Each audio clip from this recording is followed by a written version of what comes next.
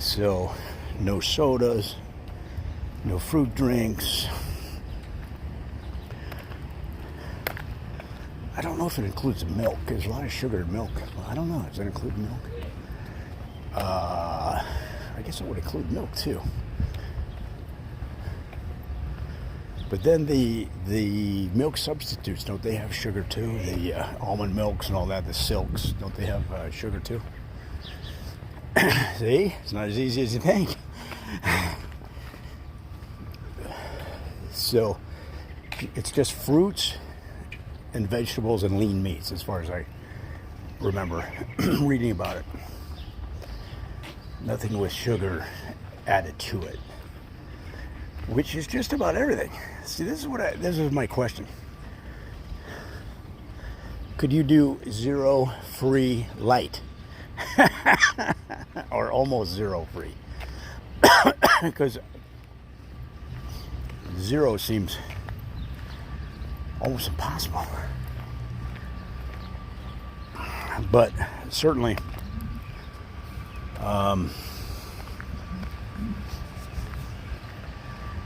certainly we could all eat less sugar, for sure. The couple of videos I watched tried to learn about it. A guy showed a big bowl of sugar. He goes, this is your sugar intake every year. It's this giant bowl. I was like, oh. Anyway, I heard people say, "Oh, I'm on low carb. Oh, I can't eat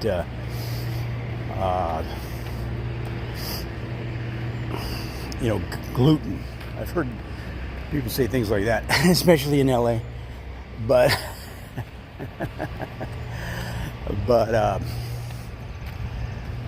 I've never heard anybody say, "Oh, I'm sorry, I can't. I'm on a zero sugar diet. I'm sorry, I can't have a soda. I'm on zero sugar." But for me, I've cut out alcohol. I've cut out meat for the most part. I'd say 99%. Well, red meat, I guess. I eat chicken, so I don't know. Is that considered meat?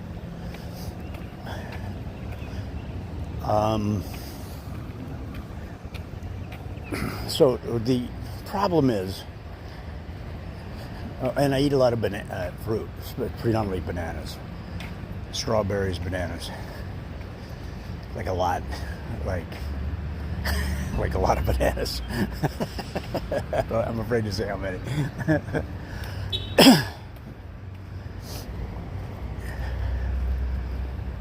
But I want to know, people on these low sugar and these diets,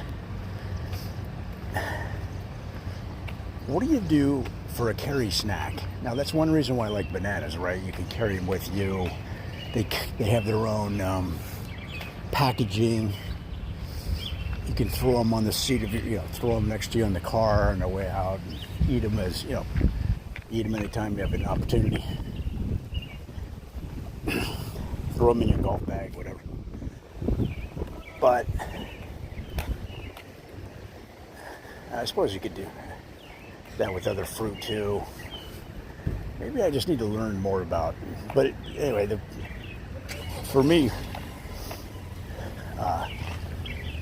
let's say a granola bar. One of these quote-unquote healthy bars that has all this sugar in it, but it's made of you know what I mean, your basic fake healthy granola bar. But the beauty of it is, they're not as healthy as they purport to be, but they're convenient. You can throw 6 of them in your backpack. They're not going to go bad, right? They're going to get a little stale after a while, but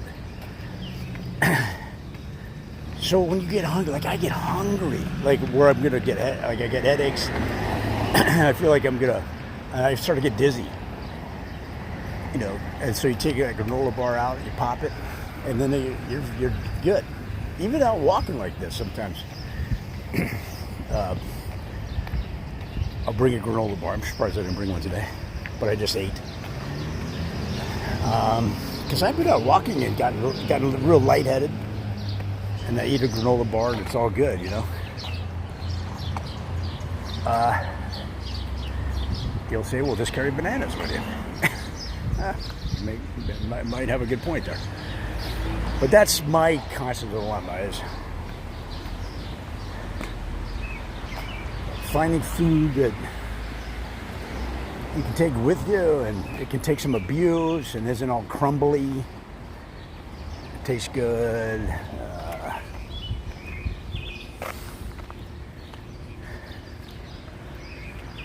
You know, some of those granola bars, they're so crumbly. When you open the package, they crumble all over the place. So let's say you're in your driver's seat and you're driving down the road. You're like, oh man, I better have a granola bar. You open it and it crumbles all over you and all over the car.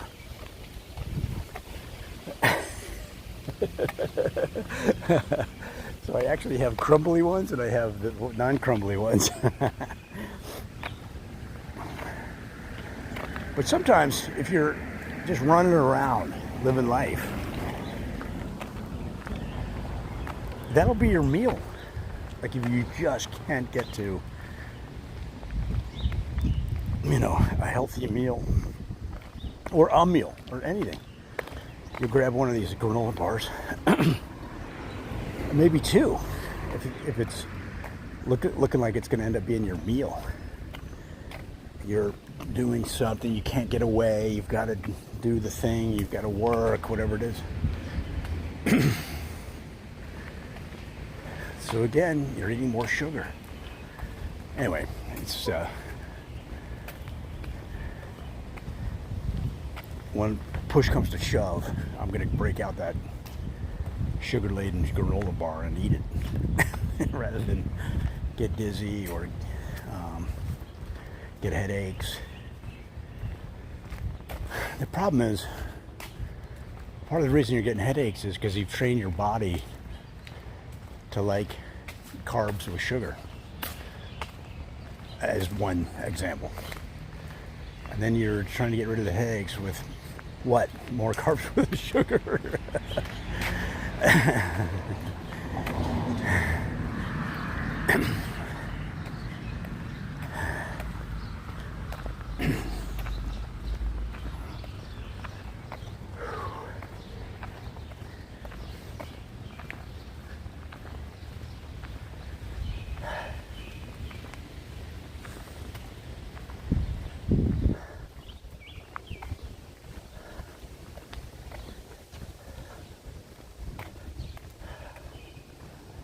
All right, let me tell you a funny story.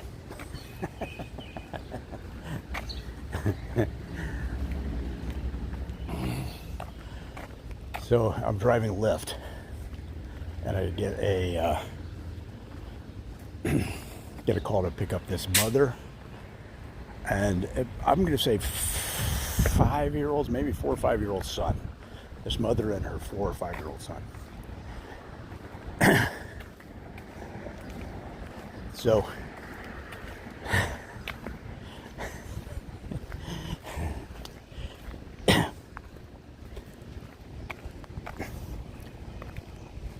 he's one of these really talkative kids, which I guess most of them are, but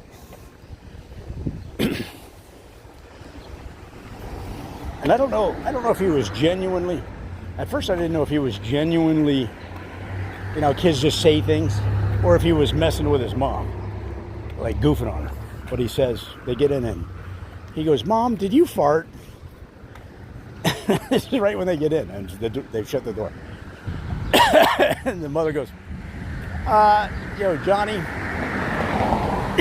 you can't talk about that. We just got in this man's car." Something like that. Something like that.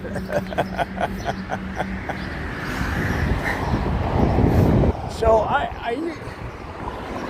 I didn't say anything, you know, I just laughed it off. Because I thought I'd let it play out a little more, because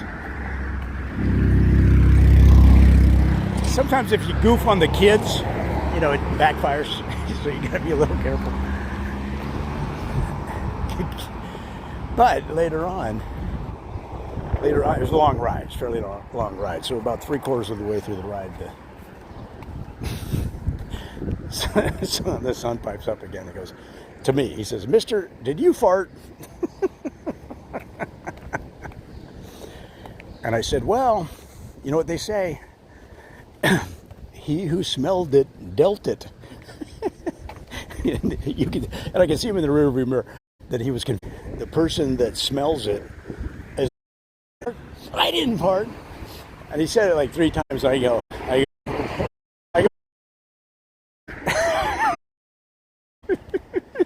And that which sent him which sent me into even more convulsions. Mom, I didn't.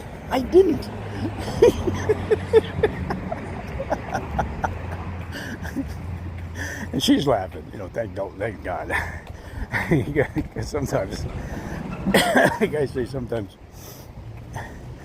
because sometimes if you goof on them too much, sometimes they'll start crying. You know what I mean? So and that doesn't make the parent happy who's paying for the ride and tipping.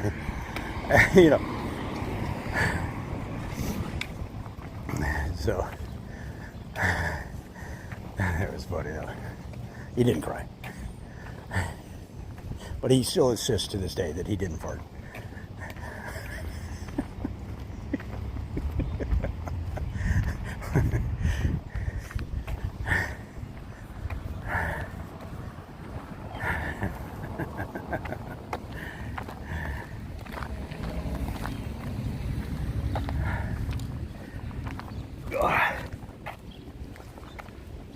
It's actually a nice day to be out here walking. It's not too hot, at least not yet.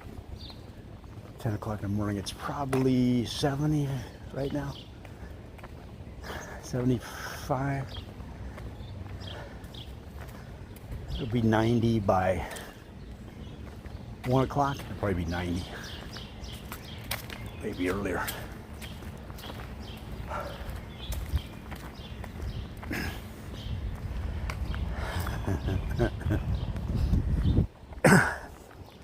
So what's going on in the news? I read that the PGA is apologizing to Brooks Koepka and Phil Mickelson. I'm like, why? What happened? And they apologize for letting the crowd surround them as they walked down the 18th green at the PGA Championship last weekend.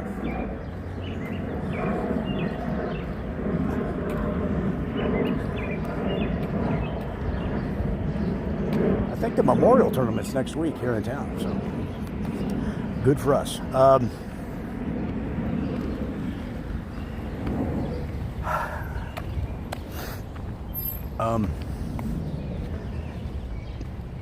So if you saw the PGA Championship, this throng of fans breaks security because they're so excited about Phil Mickelson potentially winning, and he did. They just kind of follow them / envelop them, and it all worked out. But Brooks Koepka, I guess, in particular, wasn't too happy about it. Because the problem is, and I didn't see this, but in the past, like when Tiger won the TPC that year, they surrounded him. And if you remember, there's people tapping him on the back. "Hey, man, way to go, Tiger. Hey," tapping him on the shoulder. He's in the final hole of a major championship. Well, in the case of the PGA. So you don't want people messing with your head, with your game, And so the PGA was just apologizing because they weren't able to maintain the security. But what are you going to do? And this is what's so fascinating about crowds. Is, and it was exciting, right? All those people. So it adds to the atmosphere, for sure. Historic occasion, 50 years old, Phil Mickelson. One of the great sports stories of all time is unfolding before their eyes. a 50-year-old's about to win a major. And he's a very popular player, very popular. So it's all, why is there a bicycle in the tree? Oh my God. That's a heck of a stunt that went wrong.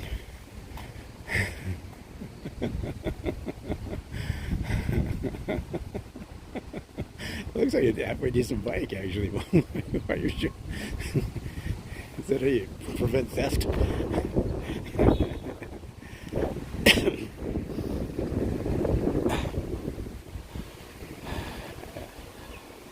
Maybe not so nice once you get up close to it.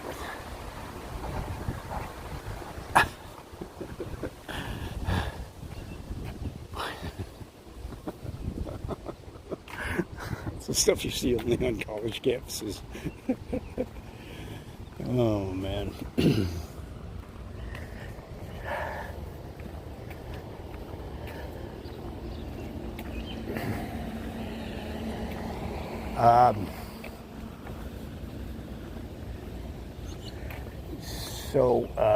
So they apologized because the crowd, and I remember being at Lakers championships where the crowd is so,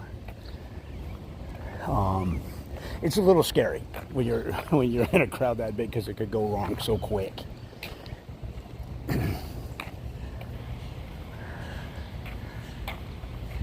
There was some young kid in LA. This is Southern California. This is last week, I think. And his brother posts, I think, the Snapchat originally, like early in the week. Hey, it's my brother's birthday. We're gonna have a party on Saturday night. He's thinking like 20 people is gonna get this message. They call it Adrian's Kickback. So it's going to be a party on Saturday, somewhere in Huntington Beach.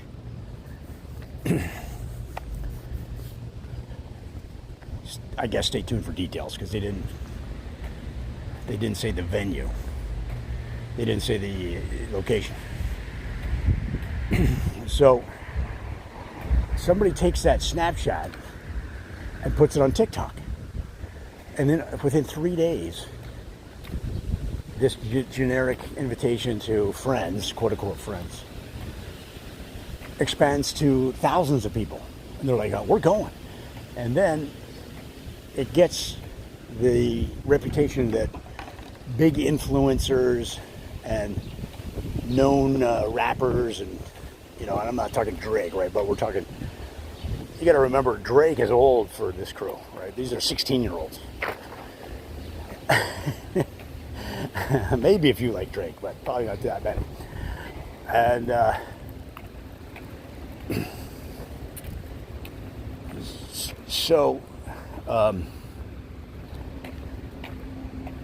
thousands of people show up at Huntington Beach on Friday night. For the party's on Saturday. They're coming in early. They're flying in. They're driving 18 hours. It becomes the whole thing. Like TikTok, this is what I tell people. If you target, a quick sidebar, if you have a business that sells products or services to young people, you have to be on TikTok. The reach and the effect is amazing. But there you go. So, or even if your target market is older, you want to reach younger people so that when they get older, they'll know who you are. But that's a different tutorial.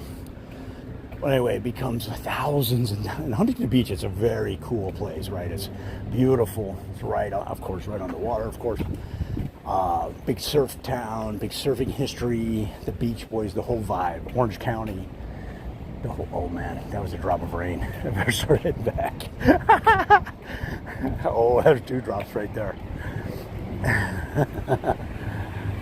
Better start heading back, bro. Let's just go back the same way.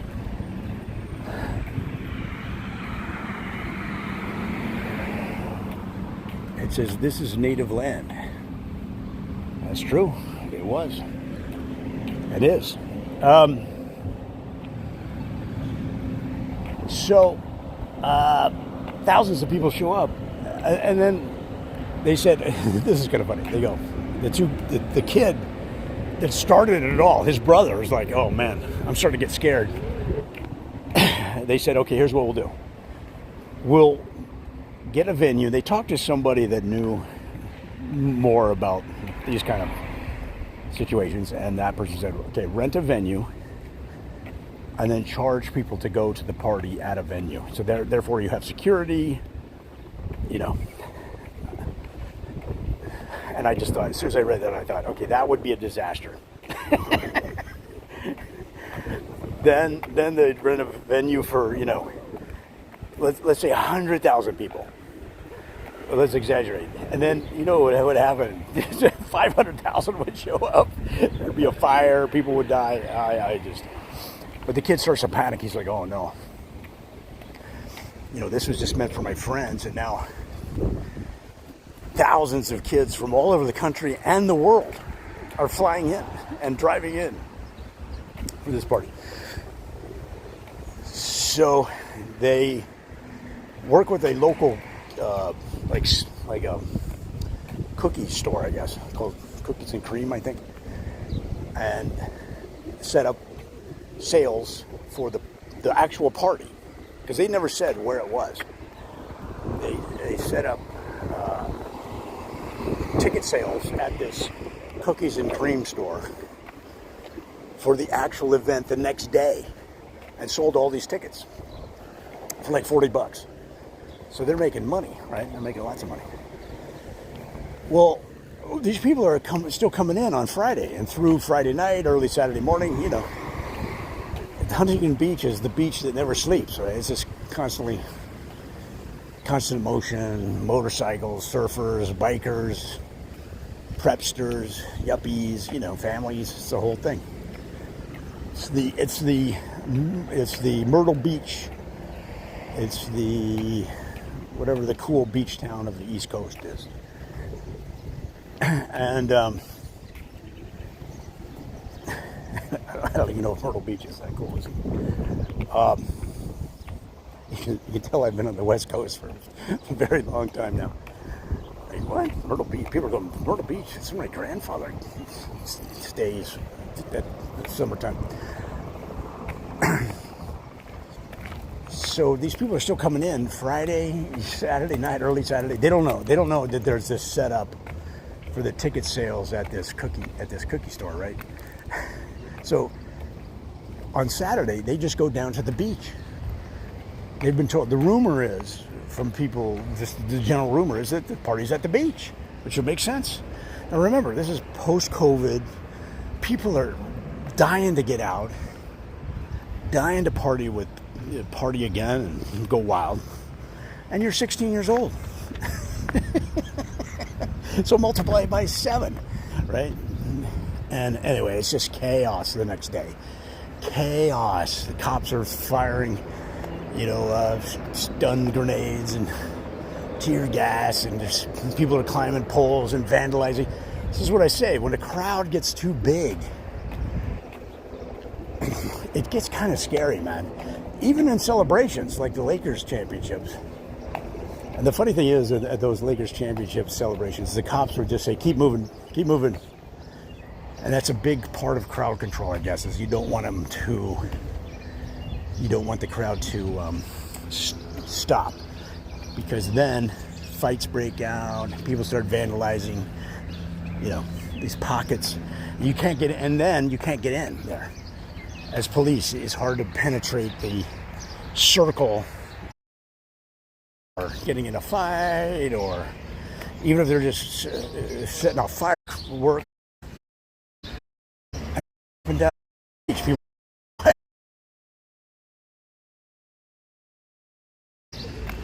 The end result was the cops had to break it all up, establish a curfew, everybody's got to go home, and the young kids returned all the money that they collected.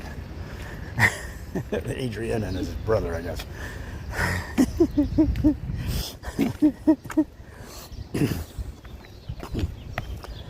You know, he said, hey, we were excited because the party was just for us.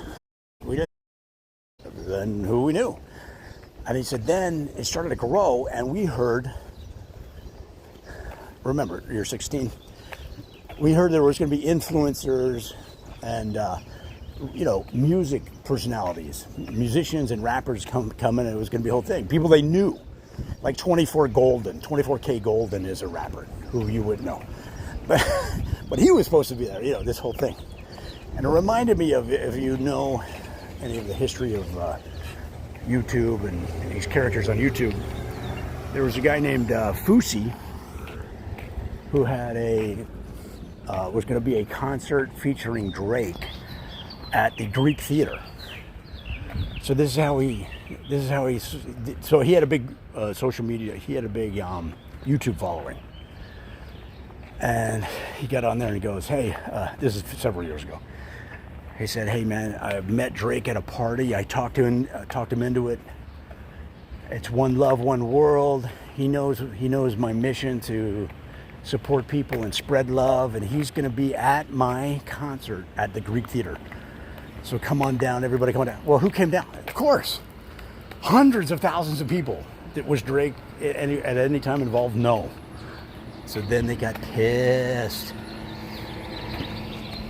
And that was basically the beginning of the end of Fusi's popularity on YouTube, and I don't know what he's doing now. It's the advantage and the disadvantage of youth. You get the spontaneity, but also the stupidity. Like, just do it. Oh no, we're in trouble. Just do it. Oh no. Yeah, when I think about it, it's kind of how I've done things a lot of times. Let's do it. Oh no. Relationships with women, for example.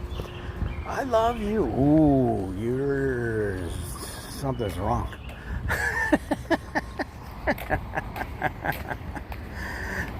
You are manipulative. You really are manipulative.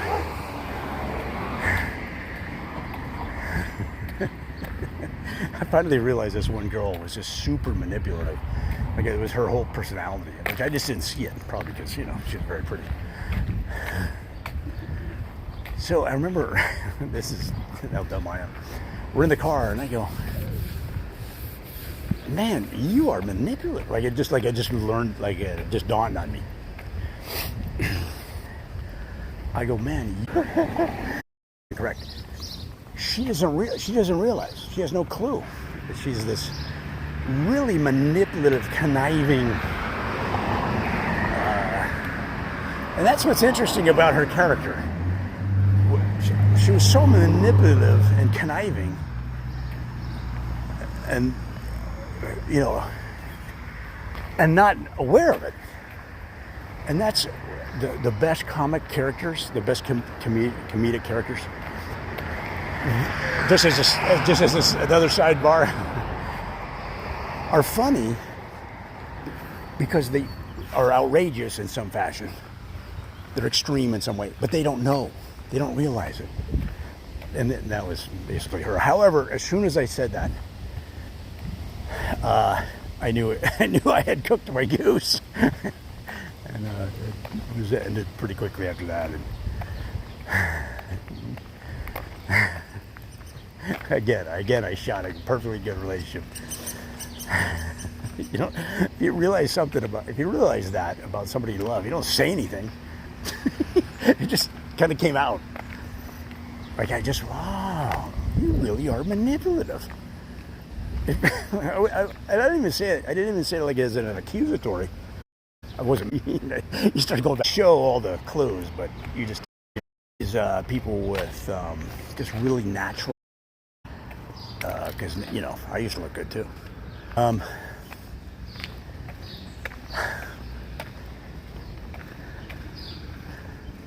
If it's any consolation, it would never have worked out anyway because the timing was real bad.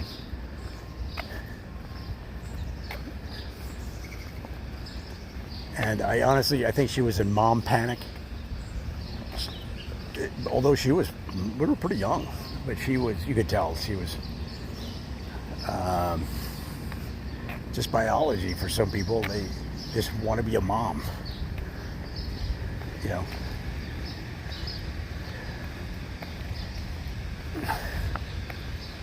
And she may have been getting pressure from her parents, or you know, why didn't you do that? Why aren't you this? Why didn't you do that? Maybe, I don't know. Another failed relationship that I killed. Didn't I just say young people are stupid? That was me then. Young people are stupid, I'm joking. Sometimes I have to throw that in. People get all wired up.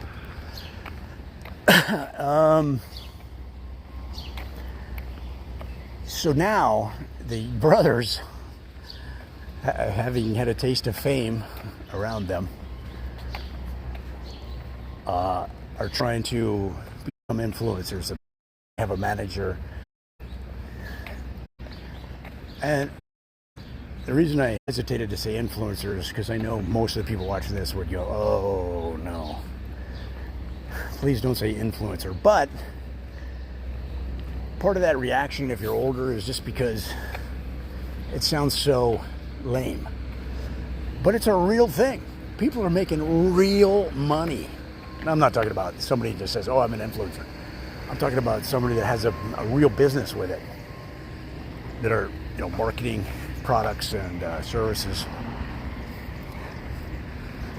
And there's a lot of different kinds of, and there's actually agencies that handle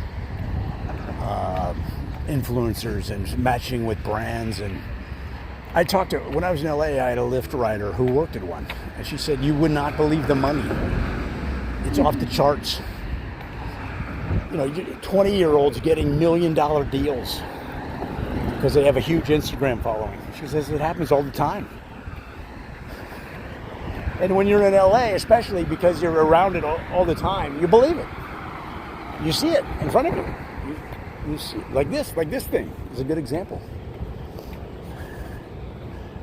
That the LA crowd will respond to what they think is cool. Remember when Snapchat came out with the Snapchat goggles or glasses? What was it called? Snapchat glasses? It was round, yellow round glasses. And they were only being sold out of kiosks in strategic locations in LA. But they didn't really tell you where those locations were, and people were running around LA. This is when Snapchat was just super hot.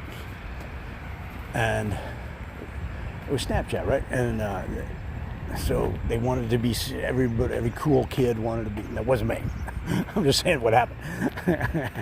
Every cool kid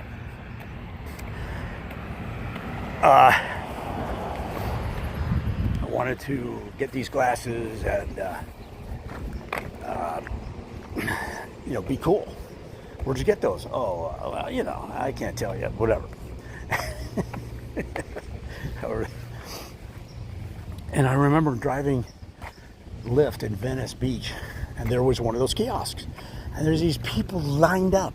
So it's like it'd be like a sunglass hut at the mall size kiosk, just planted in a parking lot somewhere. Because that was part of the vibe, that it would just be like appearing like an obelisk from the future. And I remember taking some riders down to this, and there was to this sunglass kiosk or glasses kiosk, whatever. And oh, that was it. It had a round. One of the features or quirks or fun things about it was it had round video, and you could take it video from your glasses, like the Google Glass. You could click a button and it would shoot video. There's a camera in the glasses. The downside being that it was round video. It wasn't square. So as you can imagine, I think the buzz on this lasted maybe 2 weeks. I don't know. But LA in particular you know, is perfect. That's perfect. There's a reason that people do this stuff in LA, because they know there's all these nuts out there that will go crazy for the trends. Because then they can get on Instagram and go, you know, nabbed my Snapchat glasses. What were they called? I thought it was goggles, or I forget. But Huntington would fit into that too. You know, the young surfer, snowboard crowd. You know, well, not a lot of snowboarding going on, but you know, that crew, that whole crew.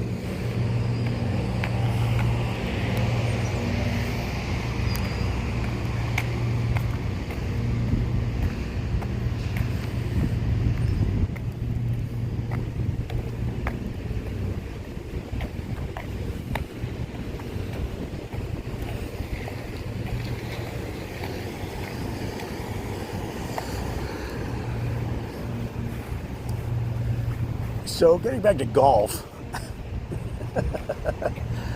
this is kind of funny too. Brooks Koepka. So if you don't know golf, there's two young guns that have developed a rivalry, and it's good. It's good for golf. The staid, genteel world of golf. That's great. The traditions, the class, and all that, but it can be kind of boring. You need a little spice. And Koepka, he won the U.S. Open. I think that might be his only major, actually. But same with Brooks. His whole thing is reducing golf to just data. He analyzes everything in terms of data, right? All of his clubs are the same length. All the irons and the hybrids are the same length, so that he doesn't have to adjust his swing for the length at any time. I think the driver is longer. You've probably heard of Bryson DeChambeau being such a great driver of the ball that he hits it so far. That's how some lay people know him. People that don't know golf might know Bryson DeChambeau. Oh yeah, that's the guy that smashes the ball so far. Well then, when he's on the green, he analyzes everything about the green. He just doesn't care other than what the data proves to his testing is successful. All data.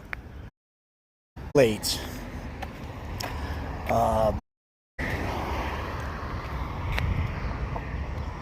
And he kind of looked sort of not skinny, but now he's all bulked out.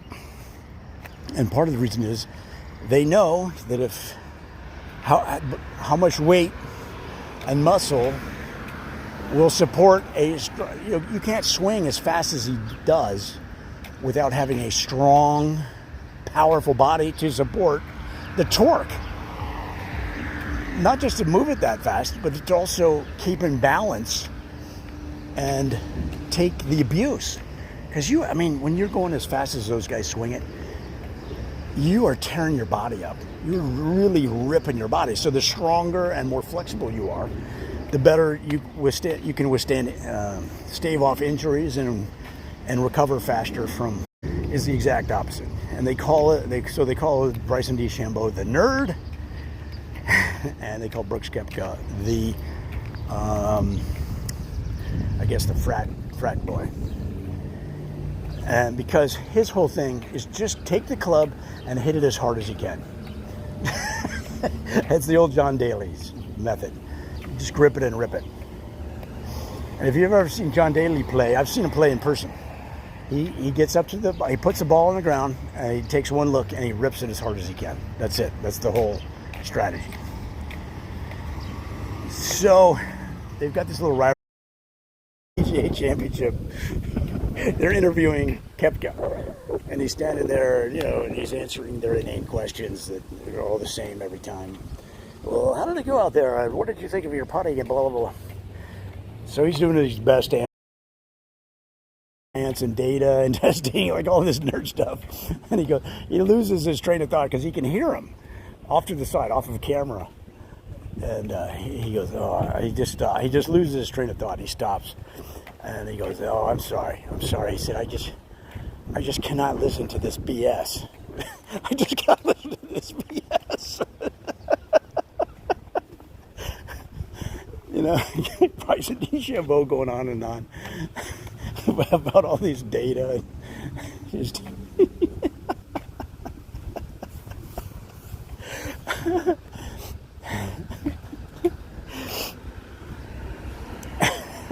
and then, but you still don't know, as you're watching the video of this, you don't know really what he's reacting to, but of course they explain it before you watch the video, but then you see DeChambeau walk behind him, you know what I mean, going to his next interview or whatever. So then that cemented. I guess at one point, one of the battles they had on social media was, this might have been a year ago maybe, DeChambeau made fun of you of naked, famous athletes that are naked, just their body, hence the body issue. You know, sort of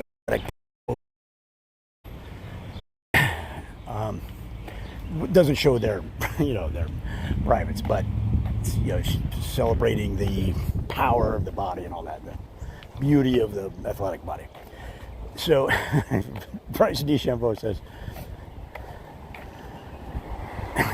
no, he says something like, "No wonder I'm better than him. He doesn't even have abs. I have abs."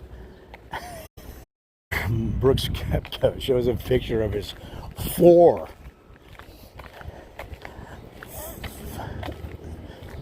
Maybe I think DeChambeau said, "I have." You can see 6 of my. You can see my 6-pack. It might have been that. He might have said, "He doesn't even have a 6-pack. He doesn't have abs. I have abs." Something like that. He referred to a 6-pack. So Brooks Koepka shows a picture in his house of 4 PGA or 4. He goes, "You're right. I don't have a 6-pack. I need 2 more. I just need 2 more."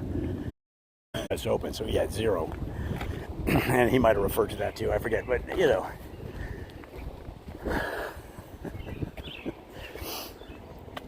But it is kind of funny how when DeChambeau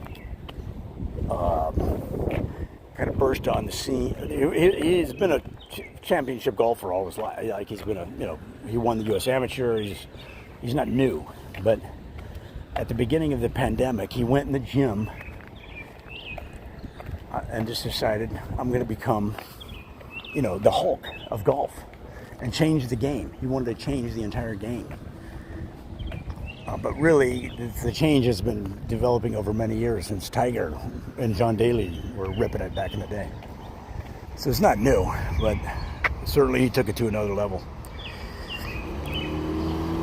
So at that time, though, prior to that, it was Brooks Koepka was kind of the name you would hear the most. Right? It's just funny how quickly Brooks Koepka kind of disappeared from.